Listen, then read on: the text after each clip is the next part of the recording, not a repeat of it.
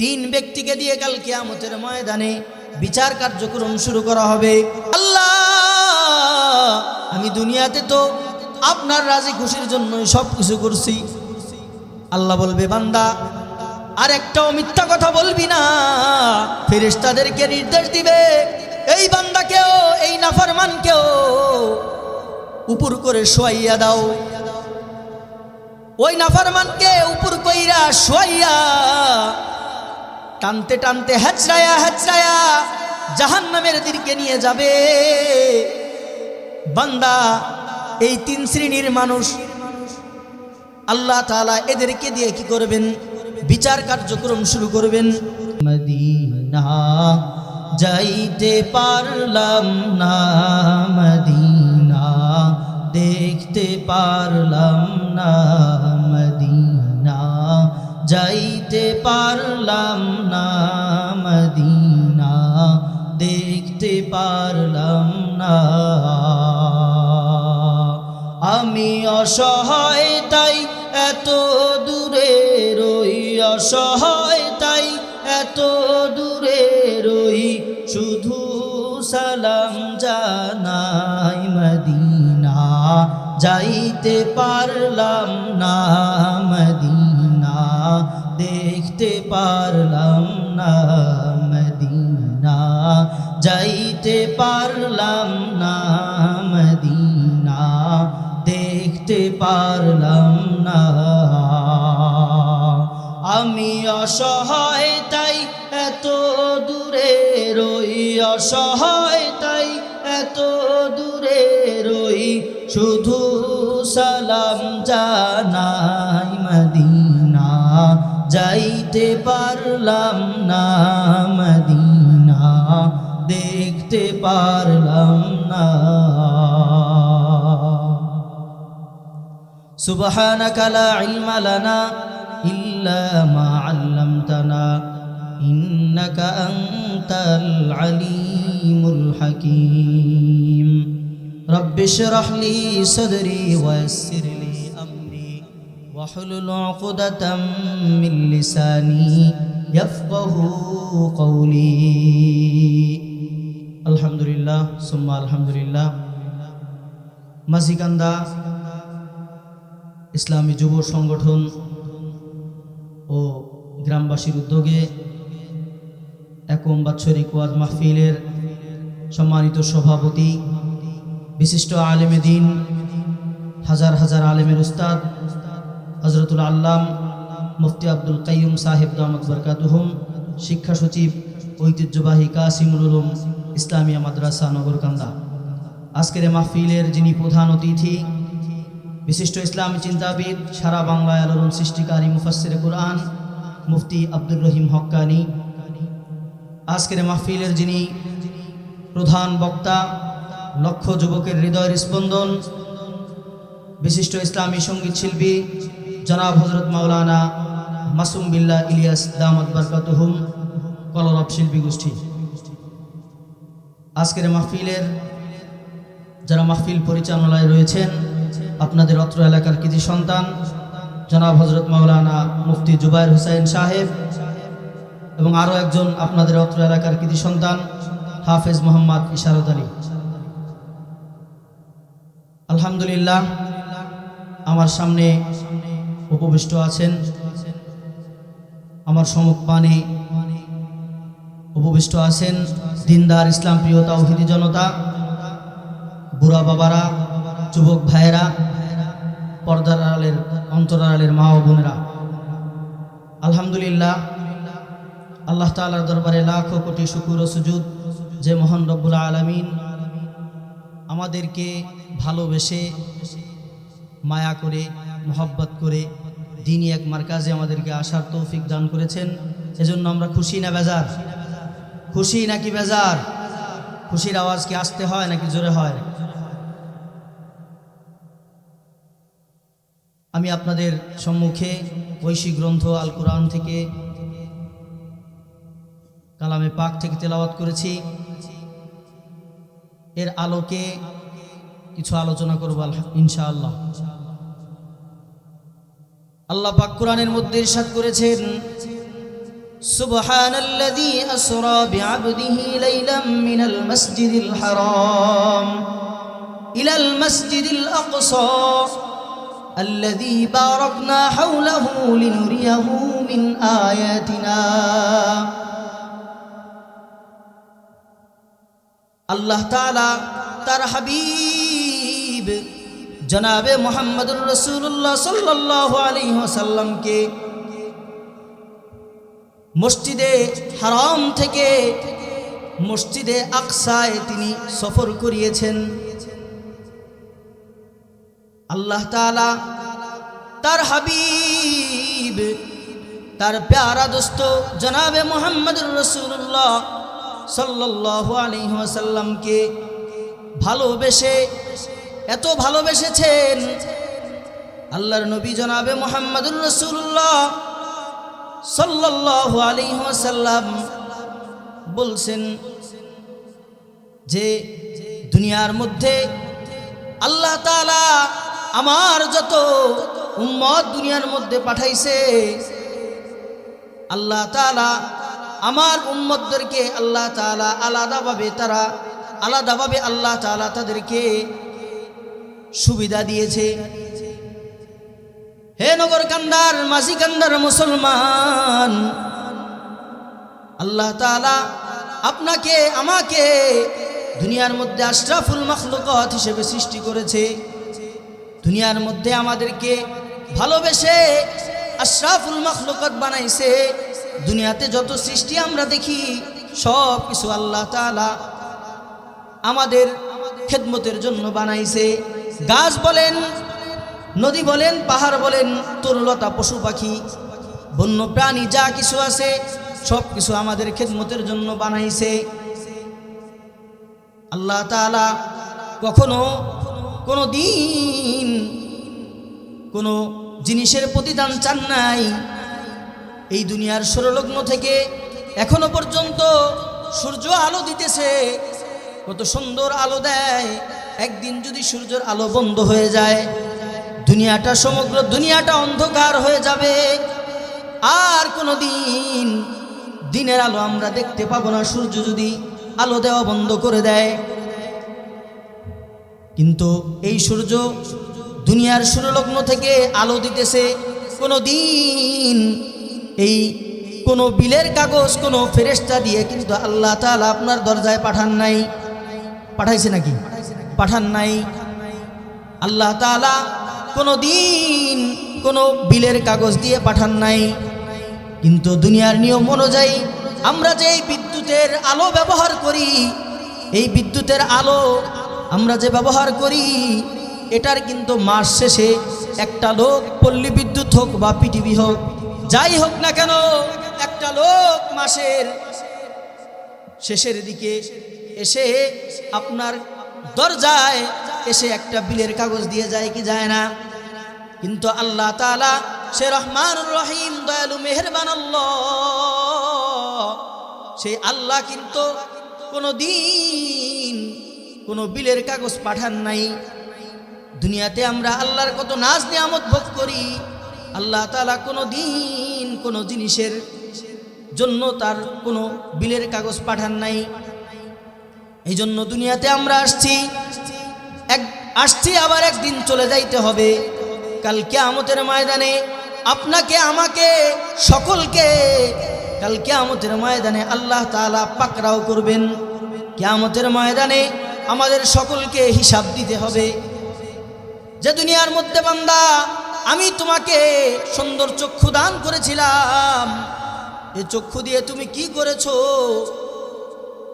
তুমি চক্ষু দিয়ে কি গুনাহের কাজ করেছো নাকি নেকির কাজ? হে বান্দা, আমি তোমাকে দুনিয়ার মধ্যে আমি তোমাকে যে মর্যাদা দান করেছিলাম, হে বান্দা তুমি কি আমার জন্য করেছো নাকি নিজের নফসের জন্য করেছো? মানুষ আমাকে বাহবা দিবে। আল্লাহর নবী জনাবে মুহাম্মদুর রাসূলুল্লাহ সাল্লাল্লাহু আলাইহি ওয়াসাল্লাম ফরমায়েছেন, সরকারে দো আলম নবী আমার বলেছেন যে কাল কিয়ামতের ময়দানে তিন ব্যক্তিকে দিয়ে কাল কিয়ামতের ময়দানে বিচার কার্যক্রম শুরু করা হবে। কয় ব্যক্তিকে দিয়ে? তিন ব্যক্তিকে দিয়ে কাল কিয়ামতের ময়দানে বিচার কার্যক্রম শুরু করা হবে। প্রথম ব্যক্তি যিনি হবেন তিনি একজন শহীদ। কাল কিয়ামতের ময়দানে একজন শহীদকে দিয়ে আল্লাহ তাআলা বিচার কার্যক্রম শুরু করবেন। শহীদকে বলবে, এই বান্দাকে আল্লাহ বলবে, হে বান্দা, তুমি দুনিয়াতে তোমাকে আমি শক্তি দিয়েছিলাম, দুনিয়াতে আমি তোমাকে বুদ্ধি দিয়েছিলাম, শক্তি দিয়েছিলাম, তুমি কোন পথে ব্যয় করছো? ওই শহীদ ব্যক্তি বলবে, মালিক, দুনিয়ার মধ্যে আমি আপনার রাস্তায় শহীদ হয়েছি, এই যে দেখেন আমার গায়ের মধ্যে এখনো রক্ত লেগে আছে, আমার গায়ের মধ্যে এখনো রক্ত লেগে আছে। আমি দুনিয়াতে আপনার রাস্তায় শহীদ হয়েছি, আপনার রাজি খুশির জন্য শহীদ হয়েছি। আল্লাহ বলবে, বান্দা তুই মিথ্যা কথা বলিস না, বান্দা খবরদার তুই মিথ্যা কথা বলিস না। তুই দুনিয়াতে তুই যুদ্ধ করেছিলি, তুই দুনিয়াতে তোকে সবাই যোদ্ধা বলবে, তোকে বাহবা দিবে, তোকে গাজী বলবে। তুই মানুষের বাহবা পাওয়ার জন্য তুই দুনিয়াতে যুদ্ধ করেছিলি।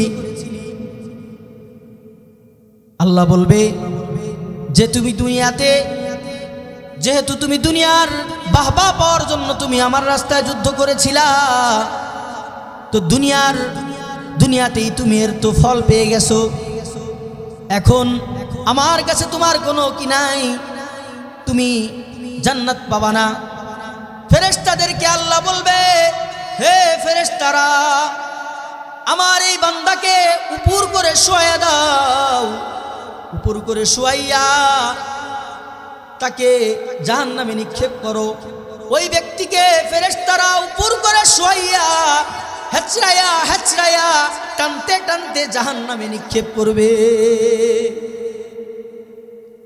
দুই নম্বরে যে ব্যক্তি কাল কিয়ামতের ময়দানে, দুই নম্বর ব্যক্তি যাকে দিয়ে আল্লাহ তাআলা বিচার, দুই নম্বরে যাকে দিয়ে বিচার শুরু করবেন, ওই ব্যক্তি আমার মতো একজন আলেম, একজন কারি, একজন হাফেজ, তাকে দিয়ে আল্লাহ তাআলা বিচার কার্যক্রম শুরু করবেন। কয় নম্বরে? দুই নম্বরে। আল্লাহ তাআলা বলবেন যে হে মুফতি সাহেব, হে কারি সাহেব, হে হাফেজ সাহেব, আমি আপনাকে আপনার সিনার মধ্যে আমি আল্লাহর কালাম দিয়েছিলাম, আপনি এটা শিখেছিলেন কার জন্য? ওই বান্দা বলবে লিল্লাহি রাব্বিল আলামিন, একমাত্র আপনার রাজি খুশির জন্য। আল্লাহ বলবে, বান্দা খবরদার খবরদার, মিথ্যা বলবি না, মিথ্যা বলবি না। তুই দুনিয়াতে মানুষ তোকে আলেম বলবে, মানুষ তোকে কারি বলবে, তুই কিরাত পড়লে তোকে মানুষ বাহবা দিবে। তুমি মাওলানা হয়েছিলা, তুমি আলেম হয়েছিলা, মানুষকে বয়ান শোনায়েছিলা, তোমার মধ্যে ইখলাস ছিল না, তুমি মানুষের বাহবা পাওয়ার জন্য তুমি দ্বীনি ইলম শিক্ষা করেছিলা, আলেম হয়েছিলা, তুমি দুনিয়াতেই এর ফল পেয়ে গেছো বান্দা। আল্লাহ তাআলা ফেরেশতাদেরকে বলবে, হে ফেরেশতারা, এই নাফরমানকে উপর করে শোয়া দাও। ফেরেশতারা ওই আলেমকে, ওই কারিকে উপর করে শোয়া দিবে। উপর করে শোয়াইয়া হেচড়ায়া হেচড়ায়া টানতে টানতে তাকে জাহান্নামে নিয়ে যাবে। তিন নম্বরে যে ব্যক্তি একজন দানবীর, যে দুনিয়ার মধ্যে দান সদকা করত, মসজিদ বানাইতো, মাদ্রাসা বানাইতো, গরিব দুঃখী মানুষকে সহযোগিতা করত, মাহফিল দিত, মাহফিলে সহযোগিতা করত। আল্লাহ তাআলা ওই দানবীরকে বলবে, হে দানবীর, তুমি দুনিয়াতে দান করেছিলা, কিসের জন্য তুমি দান করেছিলা? ওই বান্দা বলবে লিল্লাহি রাব্বিল আলামিন, আল্লাহ আপনার রাজি খুশির জন্য আমি দান করেছিলাম। আপনি যে আমাকে সম্পদ দান করেছিলেন, এই সম্পদ দিয়ে আমি আত্মীয়তা আমি ছিন্ন করি নাই। আত্মীয় স্বজনদেরকে আমি সহযোগিতা করেছি, ভাই বিরাদারকে সহযোগিতা করেছি, বোনদেরকে সহযোগিতা করেছি। আমি আত্মীয়তা ছিন্ন করি নাই। মসজিদ বানাইছি, মাদ্রাসা বানাইছি, রাস্তা বানাই দিছি, মাহফিলে সহযোগিতা করছি। আল্লাহ বলবে, নাফরমান মিথ্যা বলিস না, মিথ্যা বলিস না। ওই বান্দা বলবে, আল্লাহ আমি দুনিয়াতে তো আপনার রাজি খুশির জন্যই সব কিছু করছি। আল্লাহ বলবে, বান্দা আর একটাও মিথ্যা কথা বলবি না। ফেরেশতাদেরকে নির্দেশ দিবে, এই বান্দাকেও, এই নাফরমানকেও উপর করে শোয়াইয়া দাও। ওই নাফরমানকে উপর কইরা শোয়াইয়া টানতে টানতে হেচড়ায়া হেচড়ায়া জাহান্নামের দিকে নিয়ে যাবে। বান্দা এই তিন শ্রেণীর মানুষ আল্লাহ তাআলা এদেরকে দিয়ে কি করবেন? বিচার কার্যক্রম শুরু করবেন। কাল কিয়ামতের ময়দানে আল্লাহ তাআলা এই তিন ব্যক্তিদেরকে দিয়ে, তিন শ্রেণীর মানুষদেরকে দিয়ে আল্লাহ তাআলা বিচার কার্যক্রম শুরু করবেন। এজন্য ভাই, দুনিয়ার মধ্যে আমরা যা কিছু করি না কেন, দুনিয়ার মধ্যে আমরা প্রত্যেকটা কাজ করব একমাত্র আল্লাহর রাজি খুশির জন্য। কার জন্য? একমাত্র আল্লাহর রাজি খুশির জন্য।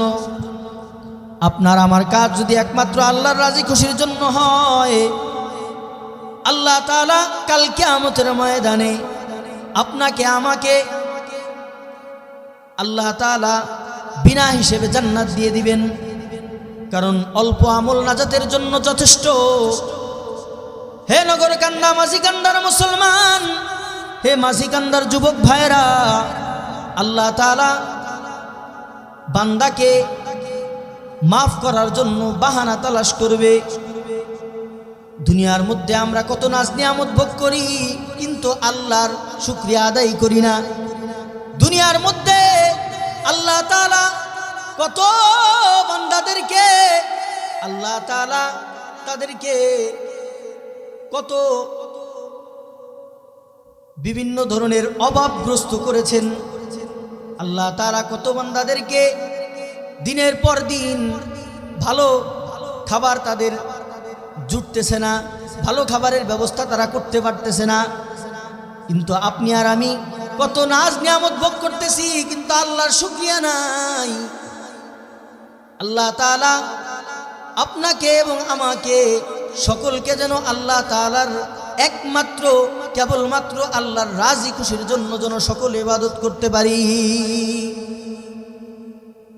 আল্লাহর নবী জনাবে মুহাম্মদুর রাসূলুল্লাহ সাল্লাল্লাহু আলাইহি ওয়াসাল্লাম যখন বিভিন্ন জায়গায় যাইতেন, বিভিন্ন যুদ্ধ থেকে বা বিভিন্ন সফর থেকে যখন বাড়িতে আসতেন, আম্মাজান হযরত ফাতেমা রাদিয়াল্লাহু তাআলা আনহুর সাথে দেখা করতেন, তার ঘরের দরজায় যাইতেন। জনাবে মুহাম্মদুর রাসূলুল্লাহ সাল্লাল্লাহু আলাইহি ওয়াসাল্লাম যখন বিভিন্ন জায়গা থেকে সফর করে আসতেন, আসার সময় তার কলিজার টুকরা আম্মাজান হযরত ফাতেমা রাদিয়াল্লাহু তাআলা আনহুর ঘরের কাছে দেখা করে যাইতেন। আম্মাজান হযরত ফাতেমা রাদিয়াল্লাহু তাআলা আনহু একদিন ঘরের মধ্যে তিনি রয়েছেন। জনাবে মুহাম্মদুর রাসূলুল্লাহ সাল্লাল্লাহু আলাইহি ওয়াসাল্লাম সফর থেকে আসছেন, এসে ঘরের দরজার সামনে আইসা দাঁড়াইয়া ডাক দিছেন, হে ফাতেমা, ঘরের মধ্যে আসো নাকি? ফাতেমা কথা বলে না, কথার কোনো আওয়াজ নাই।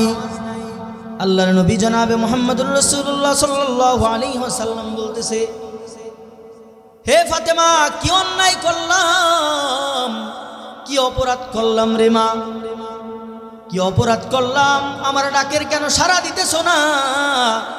জানি না কি অপরাধ করেছি, আমার ডাকের কেন সাড়া দিতেছ না?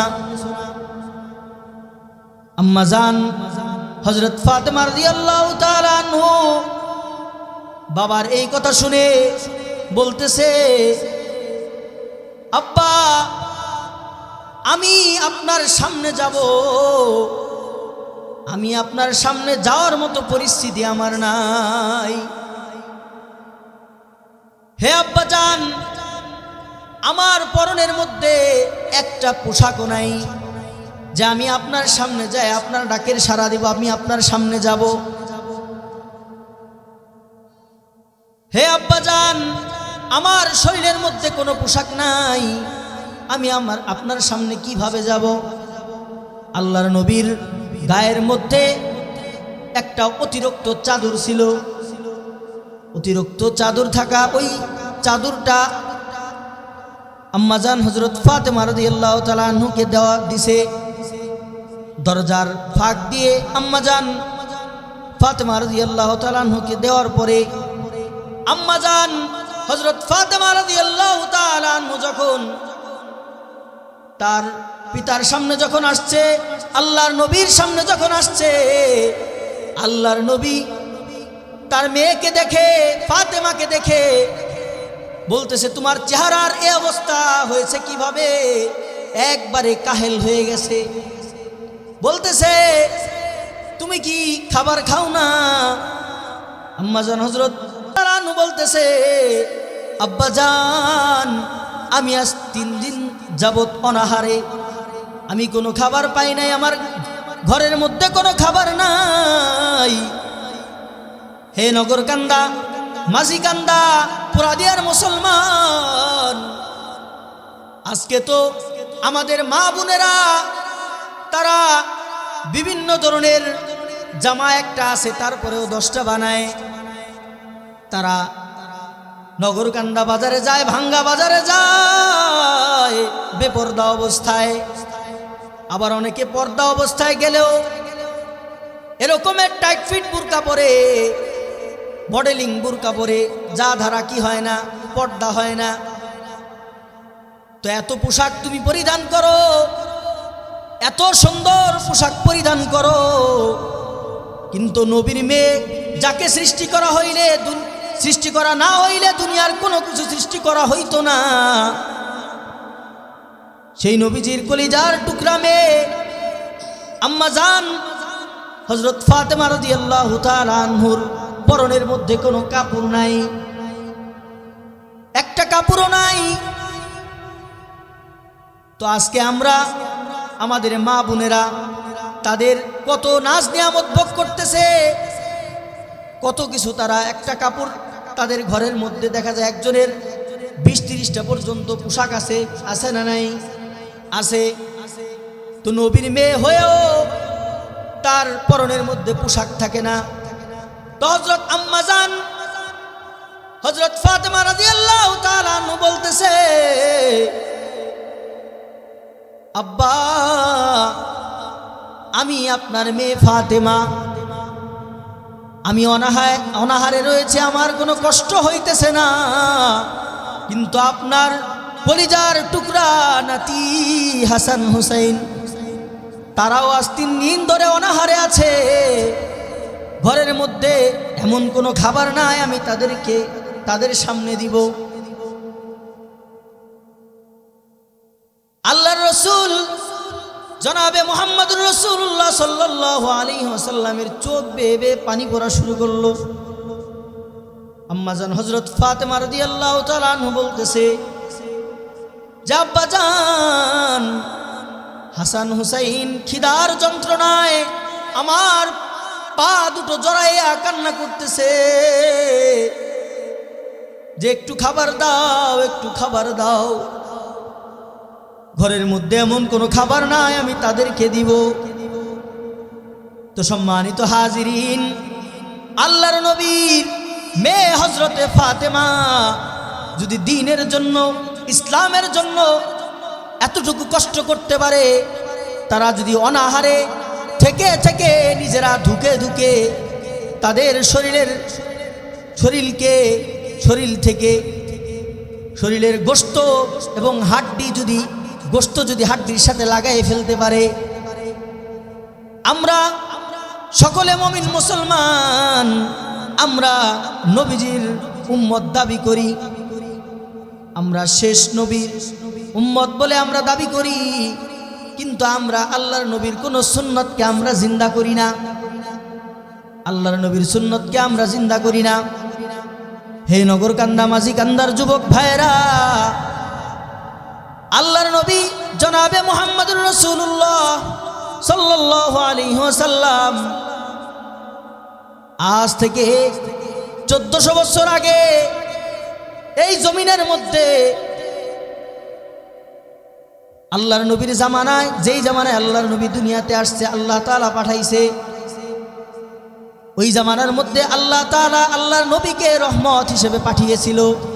এমন এক যুগের মধ্যে আল্লাহর নবীকে আল্লাহ তাআলা দুনিয়ার মধ্যে পাঠাইছিল, বর্বরতার যুগ, যে যুগের মধ্যে নিজের কন্যা সন্তানকে তাজা দাফন করা হইতো, যে যুগের মধ্যে কোনো বিচার ছিল না, মানুষের উপরে কিভাবে আল্লাহর নবীর দ্বীনকে রক্ষার জন্য, মসজিদ মাদ্রাসাকে রক্ষার জন্য, আমাদের যদি জীবন দেওয়ার জন্য প্রস্তুত, জীবন যদি দেওয়া লাগে, কারা কারা প্রস্তুত আছি, কারা কারা প্রস্তুত আছেন? সম্মানিত হাজিরিন, এ বাংলাদেশ হক্কানি উলামায়ে কিরামের জমিন, এ বাংলার জমিন হযরত শাহজালাল ইয়ামিনী রহমতুল্লাহ আলাইহির জমিন, এ বাংলার জমিন আল্লামা শাহ আহমদ শফি রহমতুল্লাহ আলাইহির জমিন, এ বাংলার জমিন আল্লামা জুনায়েদ বাবু নগরী রহমতুল্লাহ আলাইহির জমিন, এ বাংলার জমিন সৈয়দ ফজলুল করিম রহমতুল্লাহ আলাইহির জমিন, এ বাংলার জমিন আল্লামা আজিজুল হক রহমতুল্লাহ আলাইহির জমিন, এ বাংলার জমিন আল্লামা মামুনুল হক সাহেবের জমিন, এ বাংলার জমিন ওলি আউলিয়াদের জমিন, এই বাংলার জমিন হাজী শরীয়তুল্লাহ রহমতুল্লাহ আলাইহির জমিন, এ বাংলার জমিন আল্লামা লিয়াকত আলী সাহেবের জমিন, এ বাংলার জমিন আল্লামা মুফতি আব্দুল গফফার সাহেব রহমতুল্লাহ আলাইহির জমিন, ঠিক কিনা? এই বাংলার জমিন হক্কানি উলামায়ে কিরামের তত্ত্বাবধানে চলবে, ঠিক কিনা? এই বাংলার জমিনে যদি কোনো ইসলাম বিরোধী কার্যকলাপ হয়, আপনারা কি মেনে নেবেন? এই নগরকান্দার মুসলমান কি আপনারা কি মেনে নেবেন? মেনে নিব না। এই দেশের মধ্যে যদি মাদ্রাসাকে রক্ষা করার জন্য, ইসলামকে রক্ষা করার জন্য, মসজিদকে রক্ষা করার জন্য, সংসদের মধ্যে বিসমিল্লাহকে রক্ষা করার জন্য, সংসদে কোরআনকে পাঠানোর জন্য যদি বুকের তাজা রক্ত যদি ঢেলে দেওয়ার জন্য যদি ডাক দেওয়া হয়, যদি রক্তের প্রয়োজন হয়, যদি জীবনের প্রয়োজন হয়, এই মাঝিকান্দার নগরকান্দা মাঝিকান্দার যুব সমাজের ভাইদেরকে যদি ডাকা হয়, এই তৌহিদি জনতাকে যদি ইসলামের জন্য, দ্বীনের জন্য, মসজিদ মাদ্রাসা রক্ষার জন্য যদি ডাক দেওয়া হয়, কারা কারা তৈয়ার আছেন? আল্লাহকে যদি হাত তুলে দেখায় দেন। নারায়ে তাকবীর, নারায়ে তাকবীর। নাস্তিকতা নিপদ যাক, দ্বীন ইসলাম জিন্দাবাদ। নাস্তিকতা নিপদ যাক, দ্বীন ইসলাম জিন্দাবাদ। কোটি প্রাণের একই আওয়াজ, খোদাদ্রোহী ছাড় পাবে না, এই বাংলায় ঠাই হবে না, মুসলমানরা জেগেছে আজ। জোর কদমে সামনে চলো, বজ্রকণ্ঠে আওয়াজ তুলো, সবাই মিলে একই তালে দাও না স্লোগান, নারায়ে তাকবীর। হয় না সবাই রাগ করতেছেন? বলবো না শেষ করে দেব? নারায়ে তাকবীর, নারায়ে তাকবীর। দ্বীন ইসলাম, দ্বীন ইসলাম জিন্দাবাদ, জিন্দাবাদ। কোরআন সুন্নাহর আলো, এই ঘরে ঘরে যাওয়ার স্লোগানকে বন্ধ করে এখন থেকে বলতে হবে সংসদে জ্বালো, ঠিক কিনা? আমাদের সংসদে ইসলামকে জ্বালাইতে হবে, কোরআন এবং হাদিসকে কি সংসদে পাঠাইতে হবে। সংসদে পাঠানোর জন্য কারা কারা তৈরি আছেন? আল্লাহকে যদি হাত তুলে দেখায় দেন। নারায়ে তাকবীর। নাস্তিকতা নিপদ যাক, দ্বীন ইসলাম জিন্দাবাদ। নাস্তিকতা নিপদ যাক, দ্বীন ইসলাম জিন্দাবাদ। কোটি প্রাণের একই আওয়াজ, খোদাদ্রোহী ছাড় পাবে না, এই বাংলায় ঠাই হবে না, মুসলমানরা জেগেছে আজ। জোর কদমে সামনে চলো, বজ্রকণ্ঠে আওয়াজ তুলো, সবাই মিলে একই তালে দাও না স্লোগান, নারায়ে তাকবীর, নারায়ে তাকবীর। দ্বীন ইসলাম, দ্বীন ইসলাম জিন্দাবাদ, জিন্দাবাদ। কোরআন সুন্নাহর আলো, সংসদে জালো, ইসলামেরই জন্য দেশের হয়েছে জন্ম, ইসলামের বিরুদ্ধে গেলে দেশ হবে ভিন্ন, ঠিক কিনা? ইসলামেরই জন্য দেশের হয়েছে জন্ম, ইসলামের বিরুদ্ধে গেলে দেশ হবে ভিন্ন। ইসলামের বিরুদ্ধে যারা নিয়েছ অবস্থান, এ বাংলায় ঠাই হবে না, যাও হিন্দুস্তান, যাও হিন্দুস্তান। জোর কদমে সামনে চলো, বজ্রকণ্ঠে আওয়াজ তুলো, সবাই মিলে একই তালে দাও না স্লোগান, নারায়ে তাকবীর, নারায়ে তাকবীর। দিন ইসলাম, দিন ইসলাম, জিন্দাবাদ, জিন্দাবাদ। কোরআন সুন্নাহর আলো সংসদে জালো। মুসলমানের এই দেশেতে নাস্তিকদের ঠাঁই নাই, নাস্তিকদের পক্ষে যারা তাদের কোনো রক্ষা নাই। মুসলমানের এই দেশেতে ইস্কনদের ঠাঁই নাই, ইস্কনদের দালাল যারা তাদের কোনো রক্ষা নাই। এই দেশেতে থাকতে হলে কোরআন মানতে হবে, কোরআন না মানলে তারা বিতাড়িত হবে, বিতাড়িত হবে। জোর কদমে সামনে চলো, বজ্রকণ্ঠে আওয়াজ তুলো, সবাই মিলে একই তালে দাও না স্লোগান, নারায়ে তাকবীর, নারায়ে তাকবীর। দিন ইসলাম, দিন ইসলাম, জিন্দাবাদ, জিন্দাবাদ। কোরআন সুন্নাহর আলো সংসদে জালো। আজকের মাহফিল সফল হোক, সফল হোক। সম্মানিত হাজিরিন, এই জমিনের মধ্যে আল্লাহ তাআলার যে বিধান আছে, আমরা সকলেই মুসলমান, ঠিক কিনা? এদেশের মধ্যে 95% মুসলমান। এই মুসলমানের জমিনের মধ্যে কোনো নাস্তিক মুরতাদ যদি মাথা চারা দিয়ে ওঠে, এটা কি আমরা কি বরদাস্ত করব? করব না। এজন্য এই জমিনের মধ্যে যে ইসলাম কায়েম হয়েছে, মদিনার থেকে ইসলাম কচুরি পানার ন্যায় কিন্তু ভেসে আসে নাই। এই জমিনের মধ্যে রক্তের উপর দিয়ে, রক্তের স্রোতের উপর দিয়ে কি এই জমিনের মধ্যে ইসলাম এসেছে। এই জন্য যদি রক্ত লাগে রক্ত দিব, জীবন লাগে জীবন দিব, যা কিছু প্রয়োজন হয় সব কিছু দেওয়ার জন্য আমরা প্রস্তুত আছি। তো আমাদের এই দেশের মধ্যে হক্কানি উলামায়ে কিরামের, আপনাদের নগরকান্দায় উলামায়ে কিরাম সারা বাংলাদেশের মধ্যে একটা রোল মডেল। এদেশের মধ্যে হক্কানি উলামায়ে কিরাম নগরকান্দায় বেশি, ঠিক কিনা? এই জন্য এই দেশের মধ্যেও এদেশের উলামায়ে কিরামদেরকে বিভিন্ন ধরনের হুমকি ধামকি দেওয়া হয়, উলামায়ে কিরামদেরকে বিভিন্ন ধরনের কটাক্ষ করা হয়, বিভিন্ন ধরনের গালি দেওয়া হয়, তাদের গাড়ি পর্যন্ত জ্বালিয়ে দিতে চায়, তাদেরকে বিভিন্ন ধরনের কটাক্ষ করে কথাবার্তা বলা হয়, ঠিক কিনা? বিপ্লব মানে জীবন দেয়া বসে থাকা নয়, সে কোনো দিন আসবে না রে করো যদি ভয়। বিপ্লব মানে জীবন দেয়া বসে থাকা নয়, সে কোনো দিন আসবে না রে করো যদি ভয়। আসবে বিজয় রক্ত আর জীবনের বিনিময়, আসবে বিজয় রক্ত আর জীবনের বিনিময়। বিপ্লব মানে জীবন দেয়া বসে থাকা নয়, সে কোনো দিন আসবে না রে করো যদি ভয়, সে কোনো দিন আসবে না রে করো যদি ভয়। লড়াইয়ের ওই ময়দানেতে যেতে তোমাকে হবে, প্রয়োজনে সব রক্তটুকু জমিনেই ঢেলে দেবে, ঠিক কিনা?